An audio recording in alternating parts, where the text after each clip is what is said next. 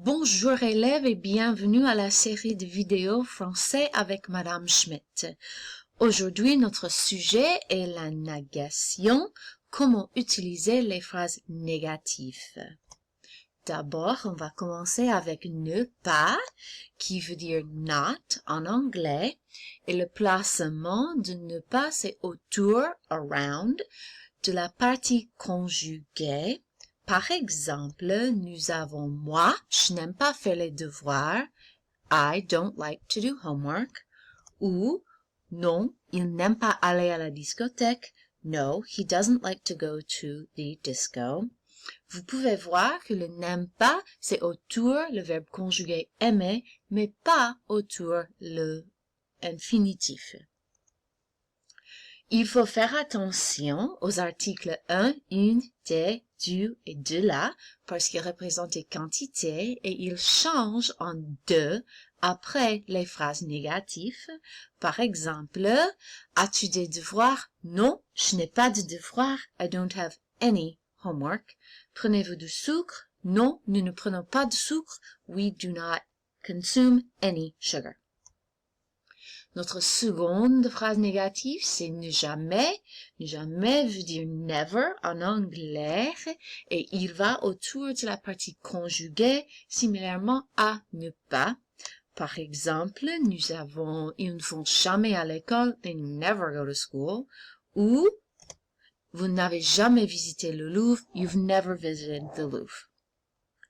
Les contraires ou mots-clés pour reconnaître l'usage de ne jamais sont déjà et toujours. Et bien sûr, ne jamais, c'est aussi un contraire de quand. Et les adverbes de fréquence, souvent, quelquefois, rarement, etc. Maintenant, nous avons ne personne, qui veut dire no one en anglais. Et ne personne est différent parce qu'il va autour toute la phrase du verbe. Vous pouvez voir ça dans ces exemples. Nous n'avons vu personne au ciné. C'est autour toute la phrase passée composée. We didn't see anyone at the movies. Ou, dans cet exemple, je n'aime rendre visite à personne. Ça, c'est l'objet de la préposition à. I do not like to visit anyone. Son contraire ou mot-clé est quelqu'un, et bien sûr on peut utiliser qui comme contraire de ne personne et les noms qui représentent les personnes comme Samuel, Georges, Marie, etc. Personne est différent aux autres parce qu'il peut utiliser comme sujet de la phrase et si c'est le sujet, ça commence la phrase. Personne ne avec le verbe dans la forme il. Par exemple, personne ne veut manger des légumes. Nobody wants to eat any vegetables. Personne n'aime aller à l'école l'été. Nobody likes to go to school in the summer. Personne ne veut nettoyer la chambre quand il fait beau. Nobody likes to clean their room when it's beautiful outside. Maintenant, nous avons ne plus. Ne plus veut dire no longer or no more. Et ça aussi va autour de la partie conjuguée du verbe.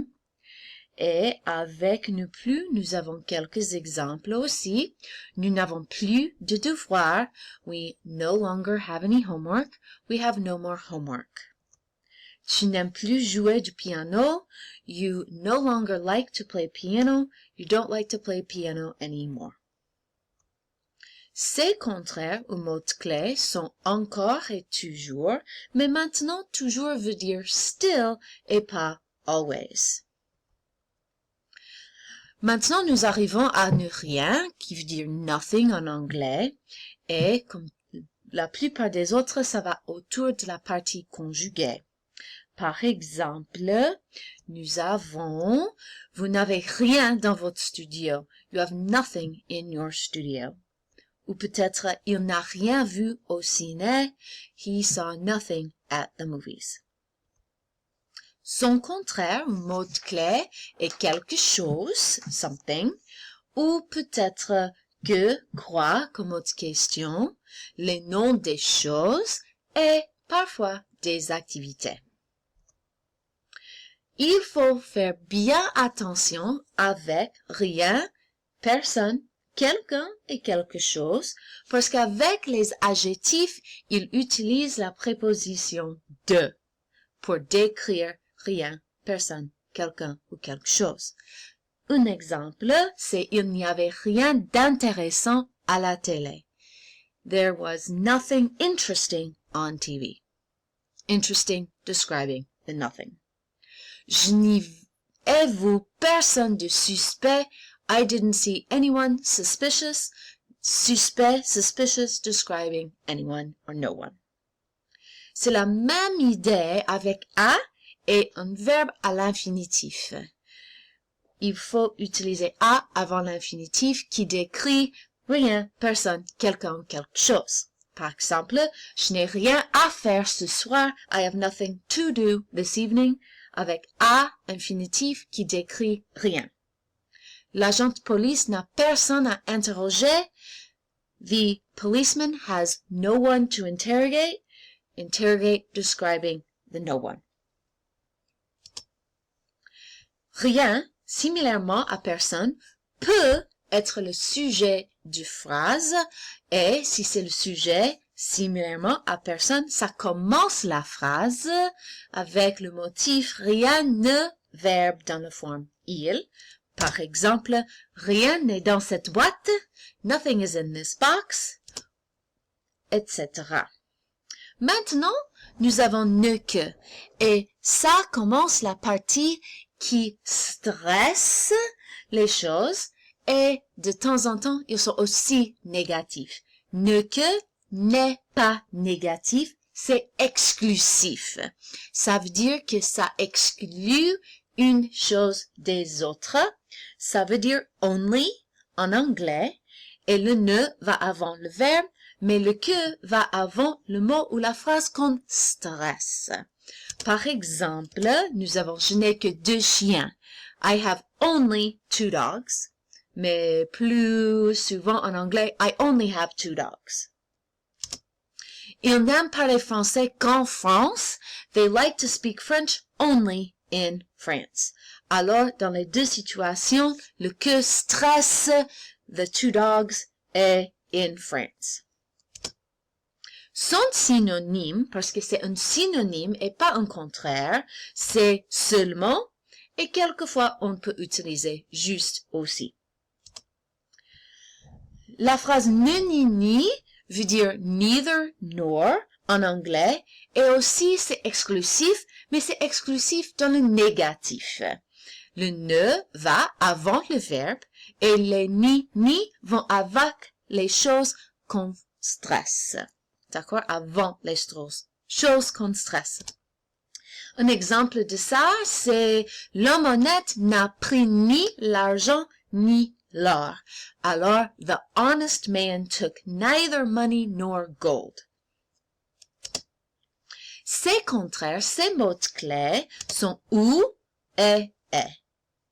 Et quelquefois, on peut utiliser l'interrogatif quel aussi, mais c'est rare. Maintenant, nous arrivons à ne aucun, ne aucune, qui veut dire not one, not a single one, or not a bit of.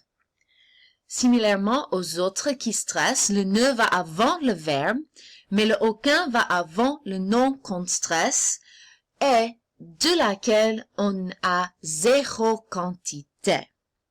Il faut faire bien attention parce qu'aucun, aucune, c'est un adjectif qui décrit un nom. Alors, il faut faire l'accord avec ce nom, si c'est masculin ou féminin.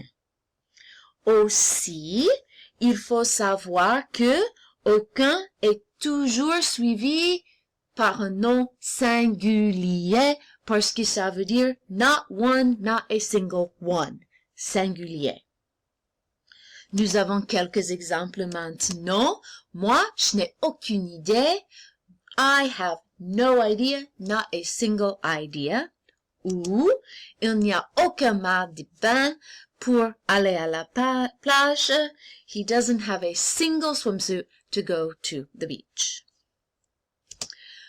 Ces contraires ou mots-clés sont un, une, des, du, de la et les quantités parce que aucun, c'est le contraire exact d'une quantité. Et enfin, nous avons ne nulle part. Ne nulle part n'est pas dans le français essentiel et c'est pas encore dans le texte, mais c'est important à savoir. Ne, nulle part veut dire nowhere ou not anywhere et le ne va avant le verbe, le nulle part va à la fin de phrase. Par exemple, nous avons quand je suis fatigué, je ne veux aller nulle part. When I'm tired, I don't want to go anywhere, or I want to go nowhere. Alors, vous pouvez voir que le nulle part est complètement à la fin de phrase.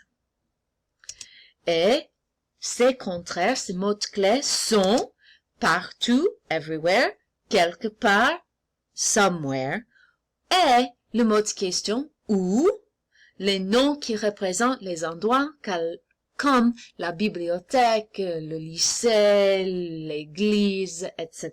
aussi. Merci beaucoup pour regarder cette vidéo et j'espère que ça vous aide avec les devoirs ce soir et dans l'avenir. Merci encore. À bientôt.